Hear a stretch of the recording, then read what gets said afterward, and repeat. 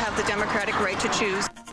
Looking for a consensus on whether BC Hydro's new smart meters are safe? Not everyone is convinced, but we'll help clear up some of the myths. And on the topic of our utilities, BC Hydro is installing those smart meters all over the province. And a question that keeps coming up is, are they safe? Well, the third and final installment in our series should clear things up a little. And Deb Hope joins us now with more NewsHour Insight. Deb. Yes, thanks, Chris. One of the biggest benefits of smart meters, according to BC Hydro, is the fact that in the event of a power outage, the meters immediately notify Hydro. But ironically, it is that wireless communication that has some critics questioning the safety of the meters.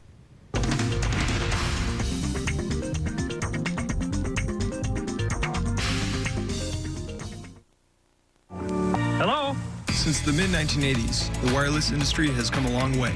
Worker safety organizations like rfcheck.com are all about raising awareness to the rapid growth of electromagnetic radiation. In less than 2 decades, we've gone from two-way radios, cell phones the size of bricks, to millions and millions of smartphones and a whole host of other things that talk to each other in the wireless world. It's now coming out in study after study after study that RF radiation is dangerous to our health, and we all have the democratic right to choose not to expose ourselves to it. And this is the first time a government has mandated a Class 2B carcinogen on its people. Recently, protesters marched onto the headquarters of the provincial health officer in Victoria, armed with 2 new studies that they say show BC's position on smart meters is out of date. Dr. Perry Kendall was invited here, but opted instead to issue a statement saying his office is always reviewing new information, but concludes that the consensus of public health care practitioners is that at current exposure levels, these electromagnetic fields do not constitute a threat to the health of the public. The reality is that we're being bombarded every day with more and more electromagnetic wavelengths. BC Hydro claims the power emitted from a smart meter is a fraction of that of a cell phone held to your ear. And in total, the meters will communicate a maximum of about a minute a day. In fact, our independent testing results actually show that the meters communicate for about 1.5 seconds per day. I don't care whether it's 30 years of cell phone or 30 minutes or 30 seconds if we knew that this radiation was safe. But the reports that exist clearly show that radiation emitted by these meters is not safe.